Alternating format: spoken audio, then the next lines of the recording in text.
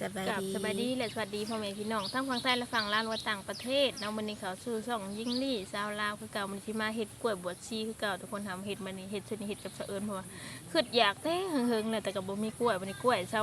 เขายิงบักไว้และซุกเลยทุกคนก็เลยจะพากันไปเห็ด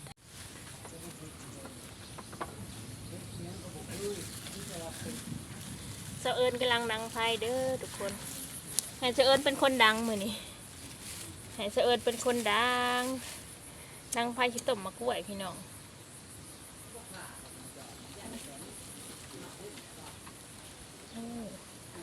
วันนี้ขอโตเป็นคนด่างมือนึงบ่ได้อยู่บ่ ได้อยู่ได้อยู่บ่เป็นคนด่างตลอดบ่เนาะ ทั้งดังทั้งเมาบ่ ยังลูกดุ ลูกอยู่หมดแล้ว ลูกอยู่หมดแล้ว กำลังดังไผ่พี่น้องบ่ฮู้ว่าสิติดหรือบ่น่าสิติดสิดอกมาเสริญ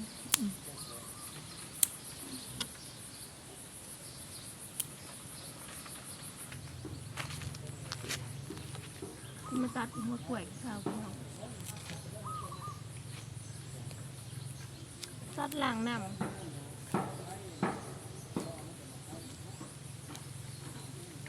โอ้ย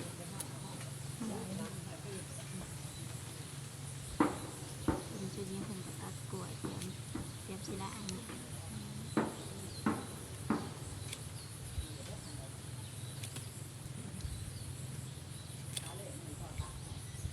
เจ้าแม่ครัวกับแซ่บที่เก้าเนาะสิ แซ่บคือเก่าสลินเพิ่นชวนเพิ่นเรียกเพิ่นน่ะเพิ่นเฮ็ดแล้วเมื่อวานนี่เพิ่นว่า คือประจำมันเป็นเชื้อรา ชวนแล้วเพิ่นน่ะเพิ่นเฮ็ดแล้วเพิ่น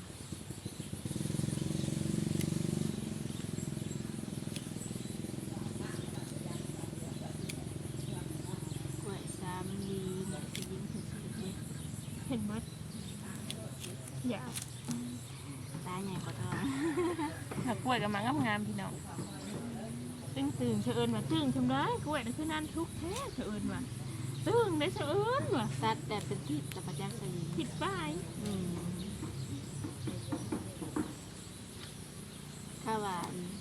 อันเฮาตัดแล้วเฮาไปเจาะเพิ่นดูแล้วเพิ่นนั่นชุบเพิ่น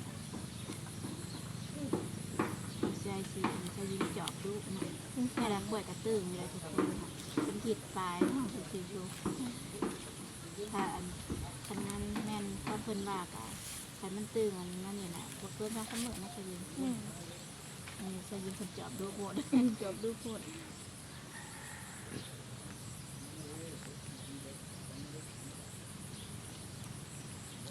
จำหน่อยพี่น้อง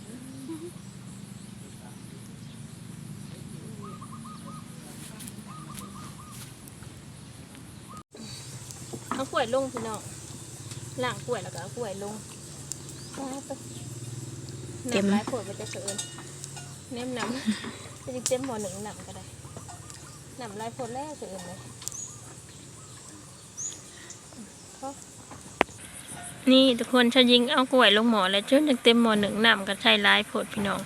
ชาวกอชาวยิงยังต้มจนหม้อหนึ่งนะขั้นหม้ออันแกงแล้วยันหม้อดำพี่น้องจะได้กระชีดำเพื่อก่อนอะไรบัดอันบัดต้ม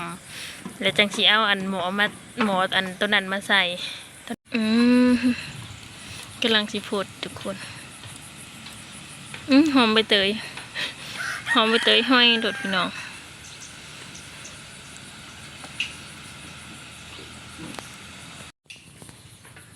พอแล้วตักมันออกน้ำเย็นเลยเอาลูกกินก่อนก็ได้ โอ้ยหอมเด้หอมใบเตย หอมใบเตยเนาะ อันเฮ็ดอันซองอันบ่ซองอันน้ำเนาะในกระซามแล้วก็ในหม้อน้ำเพราะว่าอันกล้วยก็หลายเติบนอกน้ำเย็น นอกน้ำเย็นไว้ก่อน เพื่อเพิ่นสิเย็นนี่กับเฉพาะสมองเพราะว่าซะยิง ประมาณ10 นาทีพอดี20 นาทีเพื่อให้เพิ่นเย็นคักเนาะมีเล็กขีดเนาะเฉยนี่ทุกคนอันนี้อันถ้ายิงต้มน้ำใบเตยสิไว้เตรียมไว้อันเห็ดอันกล้วยบวชชีให้ทุกคนเอาใบเตยใส่น้ำ มันจังหอมเดี๋ยวจากนั้นชาวยิงจะเอากะทิลงน้ำก็จะใส่บะหลายพี่น้องมันมีน้ำกะทิอยู่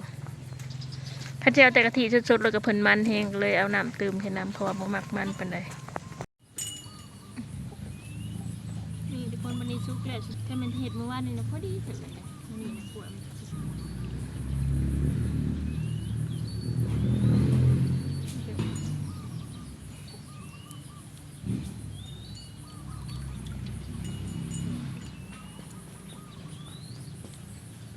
ไอ้บลอตะทอด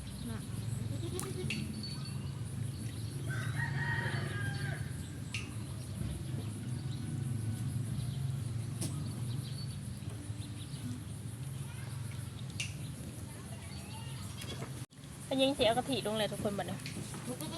เอากะทิลงไว้พอดีกล้วยนะป้าไปพุ่นเล็บธนบาตเอากะทิลงไว้ซะก่อน นั่นแหละทอดกะทิเนาะ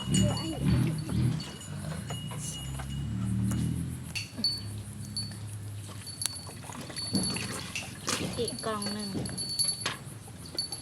หอมด้วย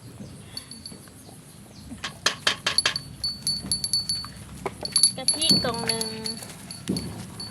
กำลังคลุนนำกะทิพี่น้องกะทิแล้วก็มีใบเตยแค่หน่อยจังสีอารมณ์ให้เพิ่นพดจังสีอารมณ์พอดีก็ปาดกล้วยแล้วพี่น้องนี่ทุกคนแกะกล้วยแล้วไปแล้วบัดนี้ก็สิมาปาดจังสีอารมณ์หม้อพี่น้องพอดีกับกะทิเพิ่นพดเนาะ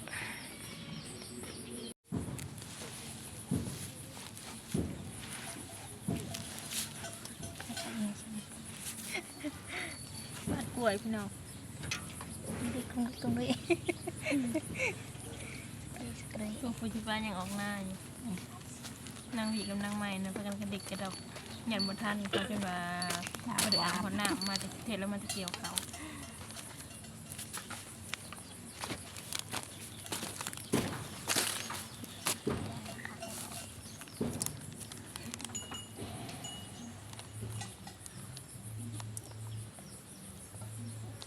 ตอนนี้แม่เราได้ขอ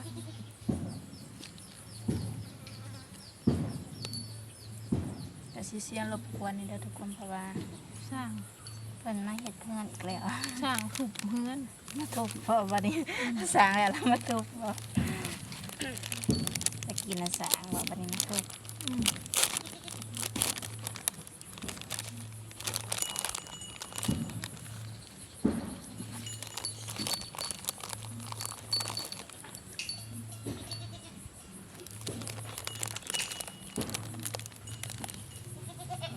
เฮ็ดให้หนาคนที่หนึ่งนี่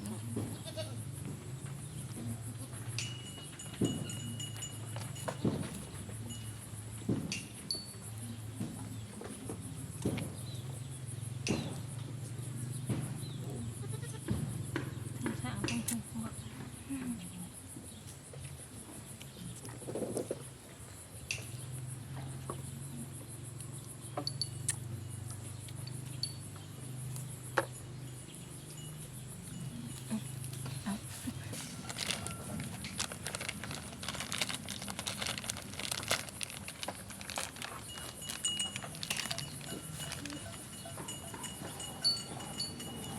เกิดกูบ่ใส่นี่พี่น้องโอ้ย เป็นยังต่างๆใส่น้ำตาลแล้วเกี่ยวน้ำตาลใส่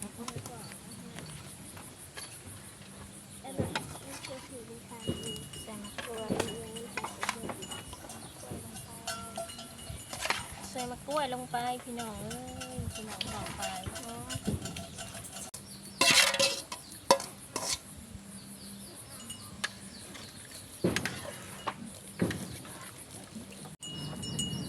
เอากะทิใส่แล้วเลยทุกคนมะกล้วยกับลงเหล็กอาจจะประมาณนี้พี่น้องจักหน่อยจังอันปงเพิ่นพวกกะทินะซุกแล้วจะยิงกวนกะทิไว้กะทิผดบงบัดกล้วยลงแล้วเพิ่นกระซาผดจังหน่อยกระปงพี่น้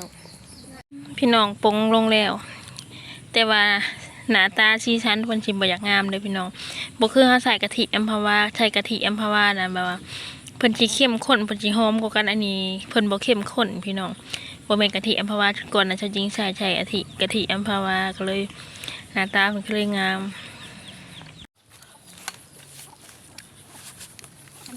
ตัดเอาเด้อ ว่ากล่องไปไกล มาเด้อพี่น้องร้านเด้อทุกคน ๆขึ้นเขาขึ้นบ้านคนเขา